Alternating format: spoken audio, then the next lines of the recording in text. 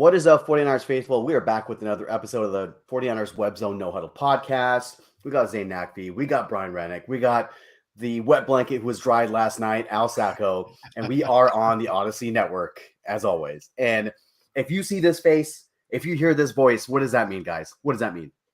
That's a victory pod. That is a victory pod. Means I'm less angry today than normal. That means that too. So, man, it was the first blowout win of the season, and I think that, well, I mean, they had a couple others that were pretty good, but this was the first time I feel like that this team has put together a full 4 quarters in one game, and they were phenomenal last night. They were just, everything was working, everything was sound. They executed well. Kyle was on point after a slow start offensively. I have zero complaints, and they went down to Mexico. The air was thin, but the scoring was heavy, guys, and it was a lot of fun to watch. I mean, where do you start? Do you start with the defense that hasn't given up any points in the last 3 games? A defense that's so good right now, we're just kind of like, yeah, whatever. They're good. We just expect it. They're doing amazing things out there, and people are just kind of shrugging their shoulders and saying, yeah, of course they are, because that's what they do every week. It's amazing to see. Or do you talk about this offense that finally it was a pick your poison type of night, and I loved everything I saw. And here's the biggest thing, guys, for me is I'm going to run through this box score real quick, because what have we been saying forever? Get people involved, and they got everybody involved in this game. Jimmy was efficient, and I got a lot to say about him later. 20 of 29, 228, 4 touchdowns. Eli Mitchell, 9 carries, 59 yards. McCaffrey, 7 for 39. Debo, 3 for 37. Juszczyk got a carry for 4 yards. Kittle, 4 receptions, 84 yards, 2 touchdowns. McCaffrey, 7 for 67. Debo, 7 for 57. Ayuk, 2 for 20 with 2 scores. And Debo touched the ball 10 times for 94 total yards. And McCaffrey touched the ball 14 times for 106 total yards. And Debo had that rushing touchdown as well. That was beautiful. Beautiful play design on that. Everything was beautiful. So it was, to me, just an example of how good this team can be and how dangerous they could be. And they just whatever Kyle wanted to dial up, it worked. And if they keep doing this as the season goes on, and what McCaffrey is bringing to this team, which we'll also talk about today, sky's the limit. Sky's the limit. And that's what I wanted to see. I needed to see something like that. And if it can continue, yeah, I'm starting to, that made me feel positive. Yeah, it was interesting because really what we're talking about is offensive production like that in 3 quarters, because they had 0 points after the first quarter. And I remember that because I remember tweeting and then looking like an idiot later. Like, I've never seen an offense with this much talent make offense look so difficult, right? Especially in that first quarter. And like I said, they scored 0 points. So really, they scored 38 points in 3 quarters. I mean, it doesn't get better than that. And like you said, Al, it's what we expected, right? This is what we expected. I would argue even prior to Christian McCaffrey getting here, but especially once Christian McCaffrey got here. And, honestly, I don't know how you could even begin to really explain in words how important that Christian McCaffrey trade was, not only for the franchise, but for Kyle Shanahan and even for Jimmy Garoppolo, because since Christian McCaffrey has arrived, right, and that includes the Chiefs game, which, hey, he was there for 2 days, still had a lot of production. But since McCaffrey arrived, the 49ers have the number 1 offense in DVOA. Can't get better than that, right? Can't get better than number 1. And it has allowed Kyle Shanahan to just get as creative as he possibly can, which is, again, something that we've wanted from him, right? As someone who has that reputation. And then Jimmy Garoppolo, 0 interceptions in 3 straight games for the first time in his career. Jimmy Garoppolo is playing the best football of his career, period. There's no argument there. You can't even argue 2019. And you want to know why? Because Jimmy Garoppolo right now, his touchdown to interception ratio is 3.75, which is almost twice as much as his career average. His career average I'm sorry. It's almost 3 times as much as a career average. His career average was 1.75, which meant for every 1.75 touchdowns he threw, he was throwing an interception.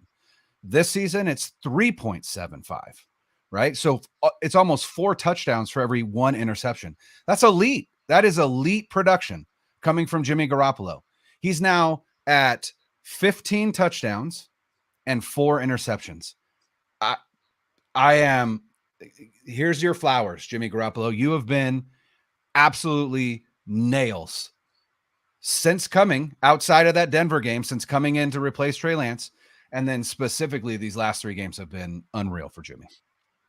And when they started the game, they started out really throwing it a lot, which kind of surprised me because I would have expected them to give the ball to McCaffrey and feature Elijah Mitchell. Elijah Mitchell wasn't really featured at all in the first half, which kind of surprised me. And I think we'll get to that in a little bit. But they came out and they entrusted Jimmy with this entire game, with the game plan. And kudos to Kyle on that too, for trusting him with that, because we haven't seen that type of trust from Kyle very often when it comes to trusting Jimmy. And there are certain things that Jimmy did that make me believe that he is a different quarterback this year. Maybe not permanently, but at least in the stretch that we've seen him. And one of those things was the touchdown to Kittle, the first touchdown where, he had a first down, an easy first down. He climbed the pocket and just lofted it up over the defenders, kept his eyes downfield, lofted up over the defenders and found Kittle wide open, and Kittle just did the rest, right? And that was just that's a play that we've come accustomed to seeing from different quarterbacks and not Jimmy, right? Usually we'll see Jimmy either run with that, or he'll throw it to a covered receiver, or he'll throw it to the other team. He doesn't do that. And the fact that he was able to break that down and make the defense kind of commit like that to him running the ball and just like whoop, popped it over them, that was a really good play. And there were some other small things where I don't necessarily agree with Juwan Jennings being the deep threat guy, but hey, Jimmy was targeting him in the end zone, and we don't see that from him. We don't see him taking those deep shots towards the end zone. You just never see that. So I feel like there's a lot of mutual trust between Kyle and Jimmy going on, and I think that this is probably they're in the most harmony that they've been in. Those two have been. This is probably the most that they've been on the same page since they've both been here, and I think you're seeing the fruits of that. And I don't want to gloss over all the statistics that you kind of mentioned, and it's very important that specifically I feel like when Kittle is involved, the entire offense opens up, right? And I think that Kittle is actually the key. When he's inside run blocking and he's not getting the ball, it seems like the offense is kind of stuck in neutral. And the games where he's been heavily involved are usually the games where the team does better. So it was nice to see that they got involved. It was funny. I was watching the Chiefs game from the night before, which was fantastic, by the way, the Chiefs and Chargers game. And Travis Kelce got 7 targets in the first half. And I was like, man, I would love to see that from the Niners to George Kittle. It's not going to happen too many mouths to feed, but they got him involved early. They got him involved when they needed to. He got those 2 touchdowns. And I hope that this is one of the, like Jim Harbaugh used to say, right? The old olives in the olive jar, right? Getting stuck. And then one comes out and they all come out, right? I hope this is one of those scenarios for him. This is where I am. Hold on out. I would say real quick. I just wanted to speak to what Zain was talking about with coming out and throwing early. A lot of that had to do with what Arizona was doing on defense. Coming into the game, Vance Joseph said, coming into this game, we want to make Jimmy G the reason they win, if they win. And so they were actually putting 6 on the line and basically saying, we're not going to let you run. You're going to have to let Jimmy G win this game. And Jimmy G did. And so to me, what that does for Kyle is Kyle goes, look, they made us throw and Jimmy completed them. So I can start to trust him more, right? Because we talked about, does he lack trust in Jimmy Garoppolo? And we've said that's part of the biggest issue with this offense. And Steve Young said it right last week. And so I thought that was awesome, that essentially Arizona forced them to throw and Jimmy Garoppolo came through. So I think that allows Kyle to start to dial some more things up, which is exciting. Well, I think a lot of people lack trust in Jimmy, and where Jimmy's doing now to me is almost sort of an Alex Smith-ish redemption angle with the Niners. And you just sort of look at what's happened with this guy. Look at the story. After 2019, the Super Bowl he takes a lot of heat for that fourth quarter in the Super Bowl, warranted. And then the 2020 season comes in, there were the Brady whispers, and then he doesn't play super well and he's injured again. And then there were some discussion about, well, how injured is he? Maybe he thought he was more injured than the Niners did. And then you see him up in the press box, or not, sorry, the press box, the suite, watching the games. And then in the offseason, they try to get rid of him the entire offseason. So there's a lot of whispers about Jimmy, right? And I know I'm wondering, well, did he really want to be out there? Was he that? I'm wondering all these things too. They're trying to get rid of him. Something's going on. And then obviously, ultimately, they end up with Lance. And it's just a situation that Jimmy said himself. It was awkward. He didn't wish it on anybody. But he didn't make any waves last year. He didn't play particularly well. And maybe it was because of the injuries. But they still got pretty far. But still, it was like, well, they got far in spite of him. We're going to trade him. And then they can't because of his shoulder surgery. And then what happens in this, because they can't go anywhere with him, he comes back to camp in another awkward situation here. Go over here and throw on the side. And he said himself, yeah, they told me I had to be there. It's a pretty shitty way to treat somebody. I mean, Garoppolo hasn't exactly been treated really well here. I don't think you can argue that. Comes in this year again, and we're just all waiting for the trade deadline, right? When is this guy going to get out of here? And then Lance gets hurt. Fan base is pissed. Denver game happens, and we eviscerated Jimmy on the show. Eviscerated him. Told him he was the reason for the loss. He's stepping out of the end zone. I'm calling him numbnuts or whatever I called him. Like, we absolutely destroyed him. And all he's done since then, to me, is earn my respect, because he's had every opportunity to crawl in a hole, every opportunity to be a cancer, every opportunity to be a malcontent and be angry. And maybe inside he is, but he doesn't show it outside. He's been a good teammate. He's played really well. And I feel like McCaffrey coming in has kind of made him feel more comfortable. And look, the bottom line with Garoppolo too, his teammates love him. I know that for a fact. He's very well liked in that locker room. And you could see people, just look how they react around him. I mean, they're going to games with him. You know, he's one of the guys. His teammates love him. And Brian, you talked about some of these stats. His TDs, he's 9th in the NFL. And he did miss a game, you know, because obviously Lance played the first game. He's 9th in the NFL with 15. His completion percentage is 9th. His TD percentage is 7th. His interception rate, 1.5%, which is terrific, is tied for 7th. Yards per attempt, he's 4th at 8.1. Rating, he's 5th at 104.1. His QBR is low, 21st. But overall, his yardage, he's on pace for about around 4,000 yards. He's just had a really solid season. He's been one of the you know, quarterback play's been shit this year. Jimmy's been pretty good. Jimmy's been the upper. He's not elite, but he's been in the upper tier. He's probably been a top 10-ish QB when you look around the league this year, right around there. So just to me, again, not that he cares about my respect and not that he doesn't need anything from me, but just for me as someone who's done a lot of content and been covering the team and saw what was going on, and someone who was kind of out on him as the quarterback. He has brought me back into the point where, do I think he's great and perfect and going to throw for 400 yards and lead the Super Bowl? Probably not. But I think he's done really well. And within the context of this offense, he can still continue to be successful, and good for him. He's proved me wrong. I think he's proved a lot of people wrong. And if you're raising a kid or anything, I used to say this about Alex Smith. You point to that guy and you say, that's perseverance. Like he shows how the right way to do things. And I think you could point to Jimmy in the same thing. He has set a good example. He was shit on, and he did not. He set a good example of how to handle that and be classy and move on and say the right things. And he's still out there helping his team. And it's worked out for him in the end. And it worked out for Alex Smith too. So that is something I've been critical of Jimmy right now. Like I said, I'm giving him his flowers. Listen, he could throw 8 interceptions the next 3 games. I don't know. But to this point, no. We can't have that. No, we can't have that. No, don't jinx him. He's done really well, and he's earned a lot of respect from me, and kudos to him. I think the smartest thing Jimmy Garoppolo ever did was not get on social media. Let's be perfectly honest. I think isn't he on social media? He's there, but he's like tweeting. He tweets like his sponsorship stuff. I think that's it. Yeah, social media is, and these guys, it's ridiculous. It's ridiculous. Yeah. I mean, yeah, Twitter has become a cesspool, really. Like but also, if you're really Jimmy, you're like, I mean, girls love the guy. He's a professional athlete. He's rich. What do you give a shit with 3 assholes on a podcast say? You know what I mean? Right? Like, exactly. I mean, fair point. He's got fair point. Coming up to him, ignoring literally the other NFL players around him coming up to him. What does he care? The guy's probably skipping through life. No wonder he's happy all the time. Yeah. What does he have to not be happy about? Yeah, he's rich. He's young. He's a good-looking guy, and nobody knows about his relationship status. But yeah, like I think that when it comes down to what Jimmy's been able to do, he has a specific role on this team, and he's by no means carrying the team. But I think that when you have a good team, it's not just one guy. It could be it's death by a number of ways, right? It could be Jimmy one week, it could be Kittle, it could be McCaffrey, it could be Mitchell, it could be any number of guys. And we said this kind of in the open. It was the first time that we have seen that they've spread the ball around effectively to all of their weapons, and everybody was included, and everybody made an impact.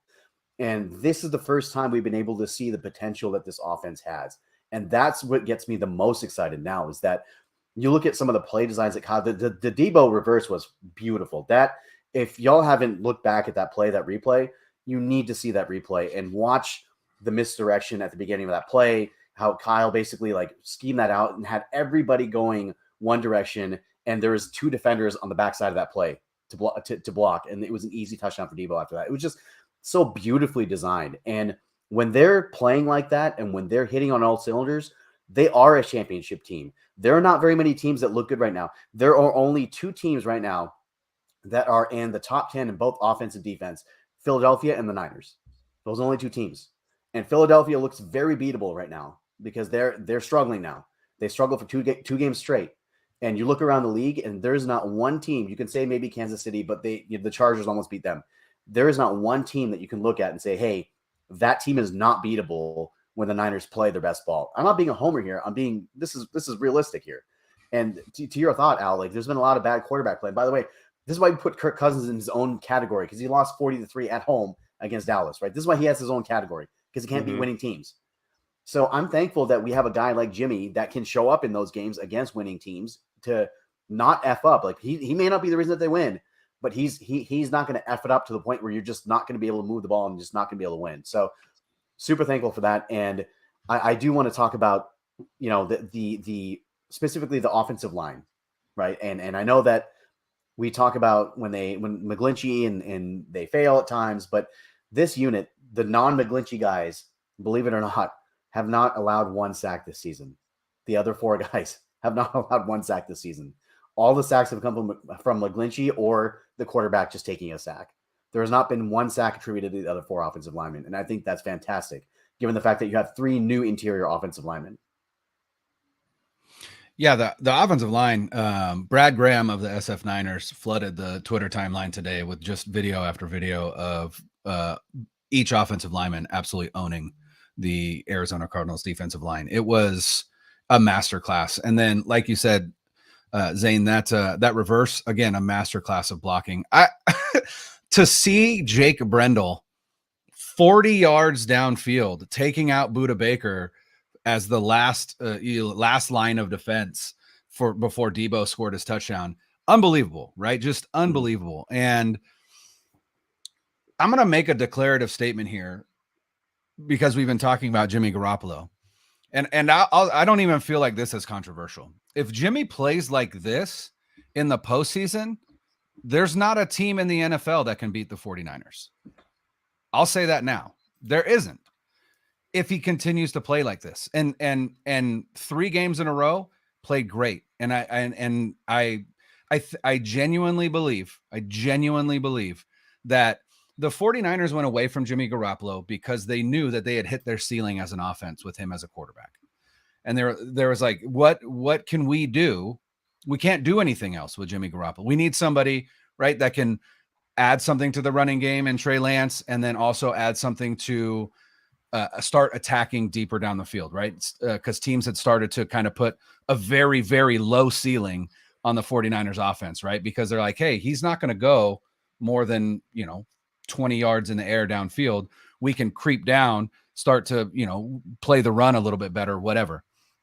And I think part of why they thought they hit their ceiling is because they're like, we don't have somebody like a Christian McCaffrey on this team. And I genuinely believe that the addition of Christian McCaffrey has unlocked Jimmy Garoppolo and has raised the ceiling of this offense. Before McCaffrey came, the 49ers were 3-3. They were scoring 20.8 points a game. They were gaining 340.2 yards, and they had a third down conversion rate of 41%. Since McCaffrey has been here, they are 3-1. That one being the Chiefs. We can count it, whatever. He was on the field. 3-1, scoring 28.5 points per game, 396.5 yards per game, and a third down conversion rate of 55%. 55. And the reason is Jimmy Garoppolo has a security blanket that gives him the confidence that if I go to my first read and it's not there, and I go to my second read and it's not there, I don't have to get happy feet. I don't have to try and force the ball in. I know that Christian McCaffrey is my outlet, and there's not a better outlet in the NFL. And so genuinely, I believe that Christian McCaffrey, just his presence on the team has lifted Jimmy Garoppolo's game. And so I think that really is where we're at right now. And so again, it's a pick your poison offense, right? Look, they went into 22 personnel and they had Christian McCaffrey, Deebo Samuel, George Kittle, Kyle Juszczyk, Brandon Ayuk, and Jawan Jennings on the field at the same time. There's not another team in the NFL that can be explosive out of 22 personnel, right? That is a running personnel. That's what it's there for. That's what you do out of that. And yet you've got six guys that could theoretically go out in the pattern, and all of a sudden your heavy personnel's on the field, and now you've got linebackers trying to cover Christian McCaffrey or Deebo Samuel or Kyle Juszczyk or George Kittle or Brandon, right? So it's just an exciting offense, and it was exciting to see it click. And I think up until this point, it's just been about we've just got to ride out the wrinkles, ride out the bumps until we're on the same page as an offense. And it certainly felt like last night that's where they got. And I will be very interested to see as they now plan for the New Orleans Saints. Not a great defense, but a decent defense, right? And then the Miami Dolphins and the Tampa Bay Buccaneers, right? What is this offense going to look like? Are we going to see the same offense that we saw last night? Is it going to be a little bit in between what we saw last night and what we saw against the Chargers?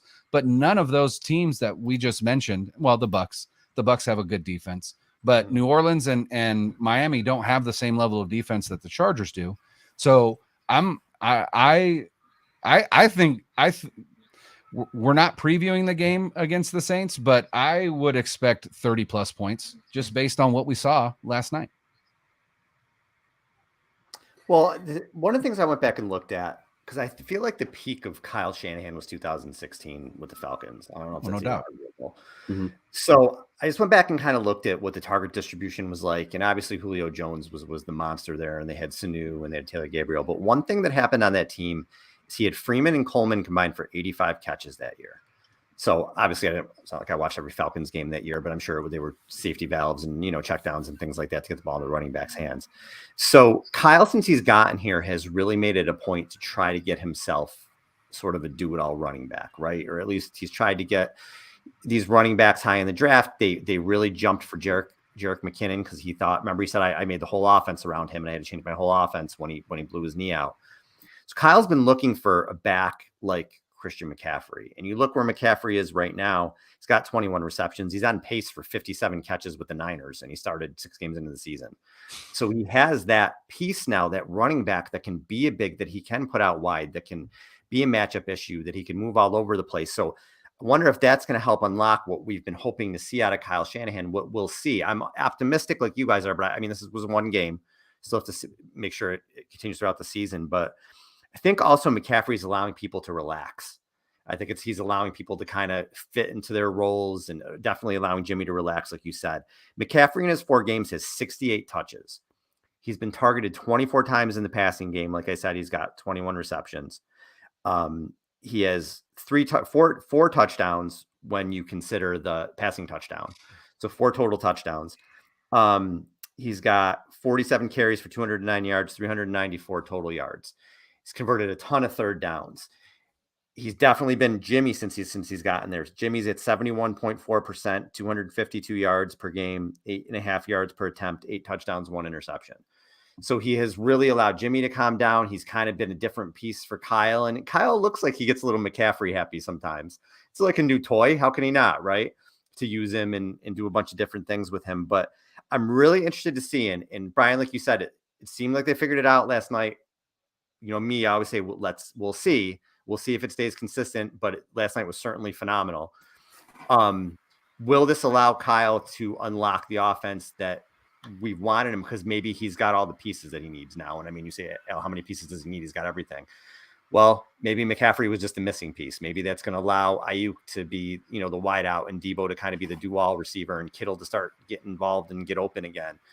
Maybe it's going to do it. And I certainly love the way that first I was like, why is Mitchell not touching the ball? But I love what they did with him. They had McCaffrey in the first quarter, and then they let Mitchell in. And Mitchell just looks like guy's like a hurricane running down the field. He's fast, strong. I love watching him run. And, you get McCaffrey going, and then you pound it with Mitchell. It looks like he's running downhill. It was amazing. So it's just with McCaffrey, I just feel like it unlocks. I've seen a lot of the Infinity Gauntlet, pictures of the Infinity Gauntlet with all the guys' faces on and stuff, and people saying that. And maybe that's what it's like. Maybe it just, Kyle's got the last piece that he needs, and this will unlock things for the Niners. I think it's so important to have an outlet like that, Al. Like you mentioned that how Jimmy probably feels more comfortable now having that. That's a staple of the West Coast offense. And let's not forget that Kyle Shanahan comes from that tree. It is a modified version of the West Coast offense is what he runs. And one of the things I thought back to when thinking about Kyle's offense and the expectations that we put on Kyle, if you think about it, when has Kyle ever really had like a high flying score a ton of points offense? It's not like that. It's like what you see now. It's like his dad's offense was like this too, with more running, but his dad's offense was very similar to this, right? With a lot of run after the catch, a lot of timing throws, a lot of that stuff. And the idea, I don't know where the idea came from that this would all of a sudden become like an Andy Reid type, we're just going to throw deep every down offense. And that expectation, maybe when Kyle came here, that's the expectation we had because of the offensive mind that he was. But I feel like, and I really truly feel like, what we saw last night is the Kyle Shanahan offense. That's the offense. And it's not necessarily we're gonna have a speed burner and we're just gonna throw deep every single down. And that it is a methodical, very at times deliberate offense that has a purpose for every play. And sometimes you'll see those plays come back later in the game. Sometimes you'll see little variations off of them depending on what the defense is doing. And when it works, it is phenomenal and is what you saw last night. So I think that for me, the expectations that I have for Kyle are what we saw last night. That's the expectation I have. I don't expect them to put up 40 points a game. They're just not that type of offense, right? They never have been. And I don't think, besides that 2016 season, I don't think Kyle's been that type of offensive mind. His offense is very systematic. It's very deliberate. It's very calculated. And it is one of those things where it fits into the game much like any other sort of scheme or anything like that fits in the game. It is not the game. It is a part of it. And the thing that I want to lead into with that thought is that when his offense is humming, it keeps the defense off the field and limits their reps, and limits their time on the field. It helps keep those guys healthier. It keeps Nick Bosa on the field longer because he's not rushing the passer as much, and the defense is more effective like that. The way that they won in 2019 was by controlling the ball. They led the league in time. Actually, they were second in the league in time of possession. And that's how they're going to win games going forward, is that they're going to have to control the clock, control the ball. And they can do that now by having a guy like Christian McCaffrey and having an outlet. So thinking, looking over to the defensive side of the ball, they were, again, at the beginning of the game, they gave up a little bit to DeAndre Hopkins. And it's funny because I feel like this was Mooney's worst game as a 49er, and he wasn't even that bad. He gave up 9 catches, or I don't know if all 9 of them were on him. Several of them were on him that Hopkins caught. But even having his worst game, he was still really, really good. And the defense was still really, really good. They pitched another shutout for the 3rd straight game in the second half. And they've just been lights out in the second half of games, which is when it matters. If you want to give up a touchdown at the beginning, that's fine. But down the stretch, this defense has been absolute nails. Yeah, the defense, like I said, we forget about it, but they're 4th in the NFL right now, 17.3 points per game. They've only given up 173 points the whole season, and that's with that KC game. So other than that, I was to say, what would that look like without that KC game? Terrific. And they're 1st in yards allowed. They're 2nd in yards per play. 2nd in first down allowed. They're 7th in passing. They're 1st in rushing. They're only giving up 3.4 yards per carry. I mean, you can't run on this team. 56 tackles for a loss, and Nick Bosa is just an absolute monster. 10.5 sacks. He's 2nd in pressures in the league with 30, 12 tackles for loss. Guy's a monster. Guy's an all-pro. Guy's one of the top 5 defensive players in the league, I think. And you got Charles Menahue on the other side, who I believe is 11th in the NFL in pressures. They got him for a 6th-round pick. he was a throwaway last year when they were like 3-5 and they got him from the Texans. And it's like, oh, who cares? Well, now he's one of the top pass rushers in the league. It's incredible. They just get Dre Greenlaw was flying around last night. Jimmy Ward gets a pick. And they don't even have Eric Armstead. They don't even have Javon Kinlaw. Manuel Mosley. That's the thing. That's the thing about the run defense. Their two best run defenders haven't been on the field since week 3. It's crazy. Crazy. Yeah. And DeMeco Ryans, again, I keep saying and enjoy him while he's here because he's going to have a coaching job. I don't see any way that he doesn't. Yeah, I think Vic Fangio is the defensive coordinator next year, but that's just me. But here's the thing: you mentioned Charles Omenihu, Al. Mm-hmm. Pass rush win rate, top 3 in the NFL. Number 1, Myles Garrett. Number 2, Nick Bosa. Number 3, Charles Omenihu. That's crazy. Like, again, underrated as all get out, right? And another guy who just came back and has made a huge impact in the 2 games he's played, Jordan Willis. Jordan Willis has had a huge impact. You look at Samson Ebukam did not dress for this game against the Cardinals, and Jordan Willis was the starting end opposite of Nick Bosa on first and second down. And then when the turbo package came in, which is their third down rush, full on pin your ears back and rush, it was Bosa, Omenihu, and Willis on the inside and Jackson on the other side. Like, again, an embarrassment of riches along the defensive line. And it doesn't even include Armstead and Kinlaw. And then you had Kevin Givens, who had a sack last night. Just, it is wave after wave after wave after wave. Just, the defensive philosophy feels like it very much matches the offensive philosophy, in which we're here to just grind you to dust. That's what we're here to do. So that by the time the third and fourth quarter comes around, you've got players that are making business decisions and not even attempting to tackle guys like George Kittle on their way to a touchdown, right? Because they're just done. They are done. They've been absolutely mauled by this offensive line that has quite possibly the most freakish athlete ever seen in the NFL, and Trent Williams, right? I mean, the way that guy moves he's listed at 318. There's no chance he's 318 pounds. He's more than that. And just the way that he moves and the way that he just throws dudes around. And it's just really impressive. And then on that defensive line, again, it's wave after wave after wave, right? These guys aren't getting tired because they're getting subbed out so often that, they're coming in fresh. And the guy that stays on the field the most is Nick Bosa. And he's, again, a physical freak who, is just as good at the first snap as he is at the, 65th snap. So, I mean, I don't know that there's enough superlatives to talk about how good this defense is, how good this offense was last night. But all I know is that when this, like I said, when this team plays this way, which we haven't seen consistently yet, and as our not wet blanket but damp blanket reminded us, right? He's a little more dry now. It's a let's see, right? It's a let's see. And that's fair. I mean, it's fair because this is the first time we've seen a performance like this. If we see it again next week, then you start to go, okay, things have started. They've started to figure things out. They've started to figure out how to be more consistent. And if there's one thing that has been a pattern in his entire tenure in San Francisco, Kyle Shanahan teams are really, really, really good in the second half of the season and into the playoffs, as long as they are not too injured to be good, right? 2020, right? Really is the one that I'm thinking of. And then 2018, you didn't have a quarterback. Let's just throw that one out.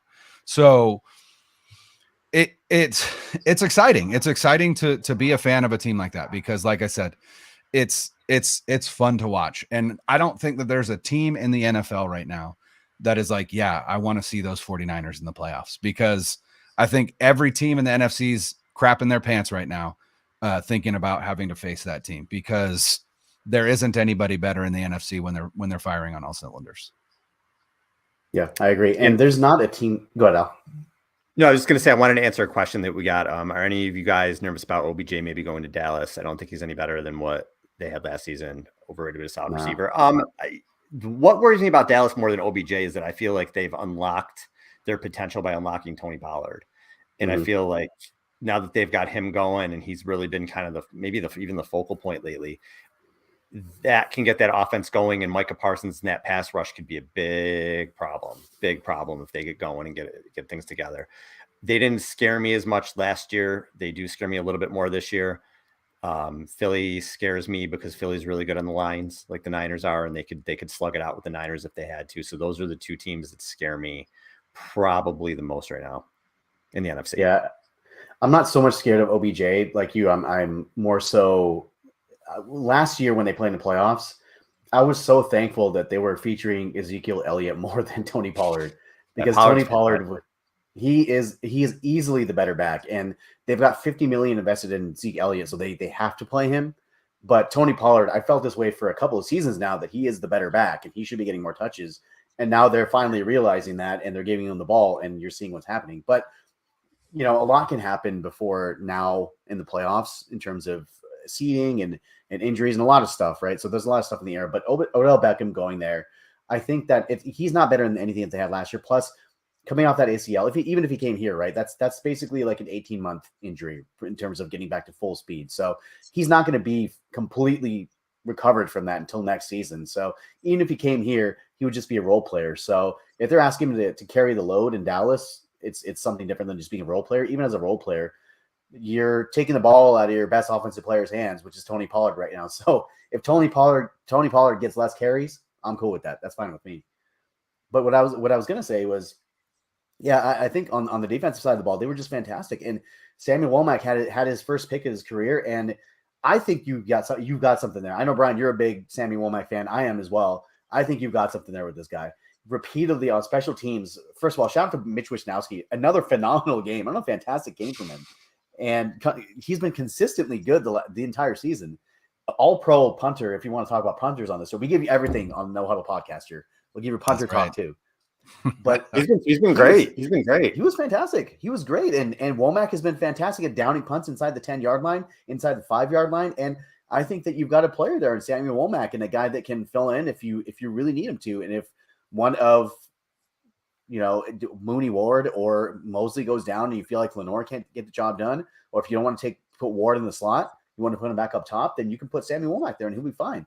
So I think that just this embarrassment of riches, as you said, Brian, like at multiple positions, is finally coming to fruition. You're seeing what this team can finally do.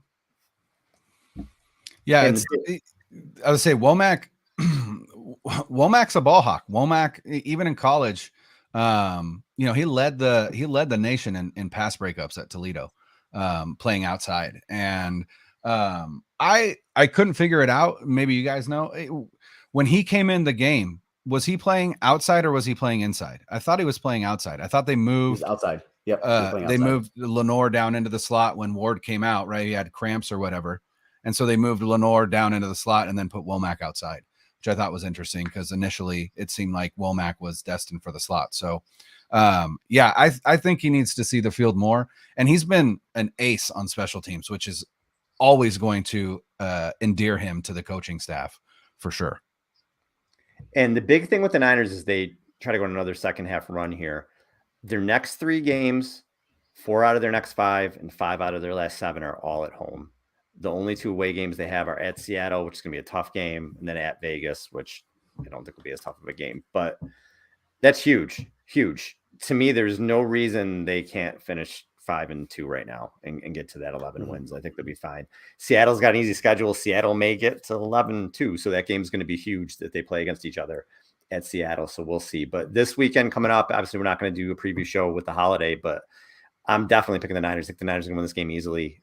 I mean, Andy Dalton against that pass rush, I'm not worried at all. Here at home, and, I think it's going to be.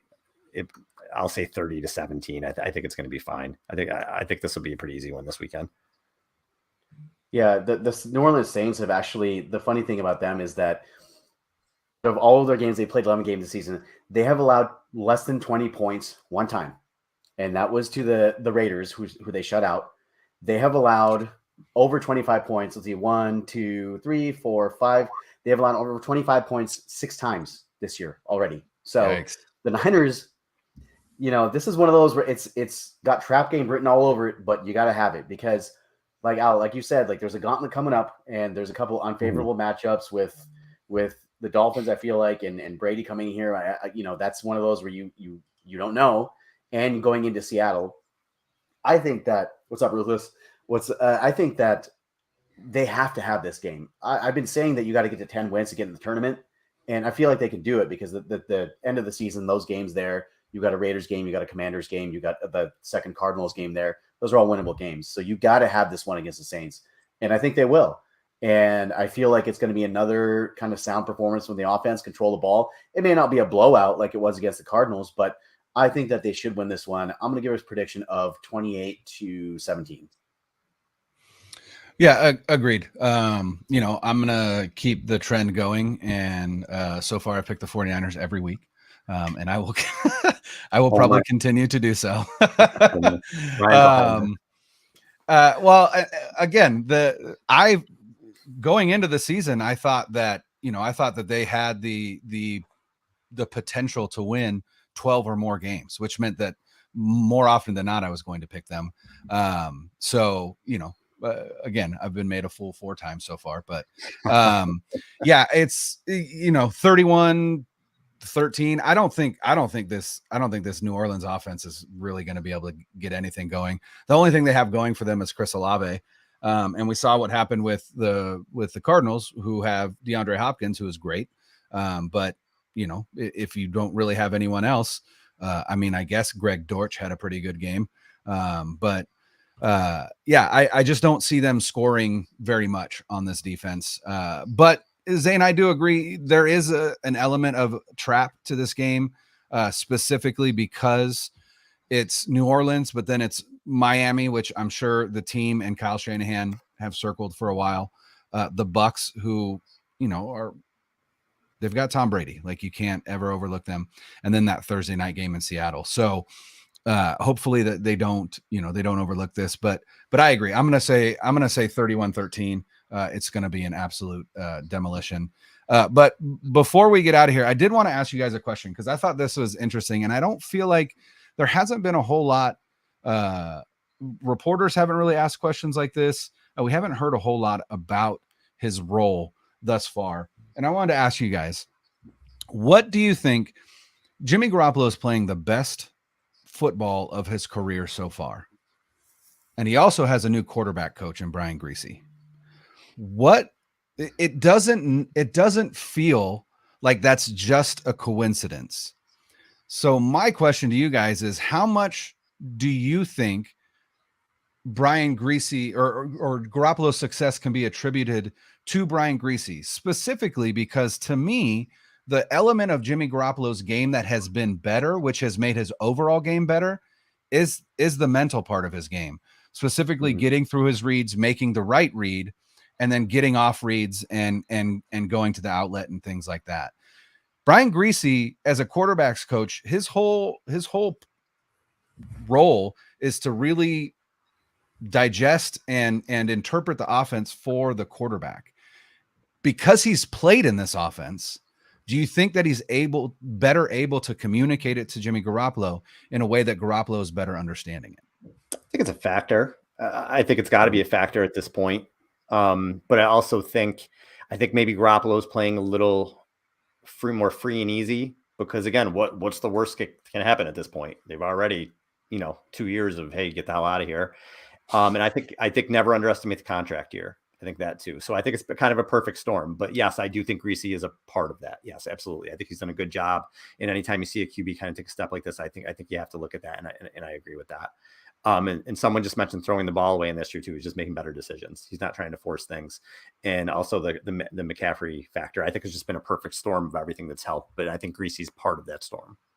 Yeah, I agree. I'll buy that. Yeah, Griese is definitely part of it. Remember when Alex Smith got really, really, like, his career turned around was when Jim Harbaugh came, and Harbaugh, being a former quarterback, spoke his language. And to have a coach like that on your staff that essentially speaks the same language as you because he's played the position is huge. So I think it's great.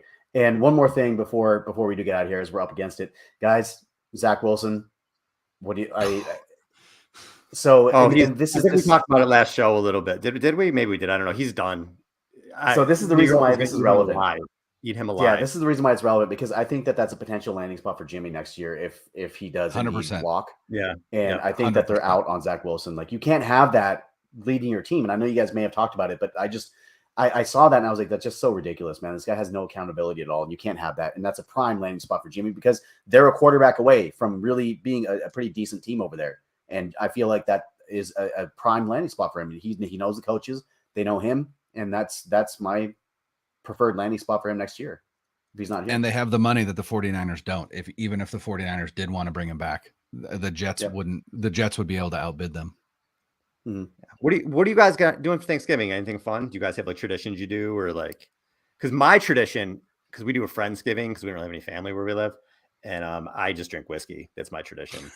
So I'm gonna drink a lot on Thanksgiving. I watch football. I drink whiskey, and that's what I'm gonna do. We're thinking maybe getting a bottle of Weller this year, a little bourbon. Gonna do some of that. It's a little special. Okay. Oh yeah. Yeah, we have Friendsgiving and we also have family as well. So we'll do like a Friendsgiving earlier in the week. And then we'll do like a Thanksgiving with the family. But, the turkey is I'm brining the turkey tonight. It's going to get marinated tomorrow. And it's going to have the special smoky marinade that I'll share with you guys off air if you want it. And, throw it in the oven. I do have a smoker, so next year maybe we'll smoke it. But throw it in the oven and watch football all day, man. And that's what it is. That's tradition for everybody, right? 100%. Yeah. Unfortunately, none of the games look terribly good, but that's okay. It's still football, right? And it's better than anything else that's on TV. My wife likes to watch the Macy's Thanksgiving Day Parade. I'm not terribly fond of it, but we do it. And then my in-laws, we actually share a back fence. My in-laws live behind us. Oh, nice. And so there's oh no, it's fine. It's great. Okay. It could be a good or bad thing, right? Yeah. To me, it's always like, as long as that's okay with my wife, who it's her parents, right? They're not my parents. I'm fine with it. And so there's a little gate in our fence, and our girls get to go back and forth, and it's great. But yeah, we'll be over there. Traditional Thanksgiving, turkey, mashed potatoes. We make this, my wife makes these, they're called North Stars. It's like an old Pampered Chef recipe, and it's just French bread, but then you have this mixture of like ranch dressing, Swiss cheese, cream cheese, and diced up bell peppers, and you throw that in the oven. It's like my favorite I guess appetizer. So it'll watch football, go hang out, and then go into a food coma afterwards. What are you guys' must-have sides? Like, what is it if you had one Thanksgiving side? What would it have to be must-have? You know what I like is like the sweet potatoes with the I was gonna say mushrooms. My God, it's been marshmallows with the marshmallows on top. Yeah, that's what I'm all about. Like, just give me lots of that with the whiskey, also whiskey, but of course, yeah. Brian, marshmallows on top, and the whiskey. Brian, what about you, Brian? Honestly, like, you just can't go wrong with a good mashed potato. Like, I love mashed potatoes. They're so versatile. But outside of that, because I feel like, again, that's not everybody's cup of tea. I would have to say, I was trying to go away from mashed potatoes, but I can't. That's my favorite. So I'm gonna stick with that. I'm gonna go mashed potatoes. That's a good one. That's a good one. That's like the Jimmy Garoppolo of sides, right? It's solid. It's not spectacular, but it's solid, exactly. Right? Like, it gets the job done. So it gets elevated by everything around it. That is exactly. There you go. Right. That's so true. I can't wait till David puts this in the description. The mashed potatoes, the Jimmy Garoppolo sides. but since we're not doing desserts, I would have picked apple pie or pecan pie for dessert. But man, I love a good mac and cheese, like a smoky mac and cheese. Good one. Have you ever smoked mac and cheese, Zane? No, using a smoked cheese, cooking with smoked cheese. Oh, okay, because you could smoke it too. I've seen recipes in the smoker, because I'm a big smoker guy too. And no way, do you have a smoker? Yo, yeah. Oh, I do. Yeah, we didn't know this about each other. We got to talk. Yeah. Oh, we definitely got to talk now. Yeah. All right. Yeah, we got to start talking. Yeah, I didn't realize this about you. But yeah, you could smoke the mac and cheese too. I saw a recipe for it that I'm going to try at some point. I'm very interested. Let's Yeah, talk sounds offline. delicious. But mac and cheese, the smoky cheese in there, and the secret, guys. The secret to this: a dusting of hot Cheeto dust on top of it. Oh, yeah. That sounds delightful. Takes it to the next level. That is so. There you go. Hey, like I said, we are a diverse show here. We talk about punters. We talk about Thanksgiving. We talk about sides. We talk about everything. Al talks about his whiskey. We have everything for all of our listeners, and we got a lot of good content show coming up too, right? Al? One-stop shop. My borderline alcoholism. What'd you say, Zane? We got a lot of good content coming up, right, guys? Yeah, as long as the 49ers are good. Yeah. Keep winning, please, so people keep listening to the show. There you go. That's right.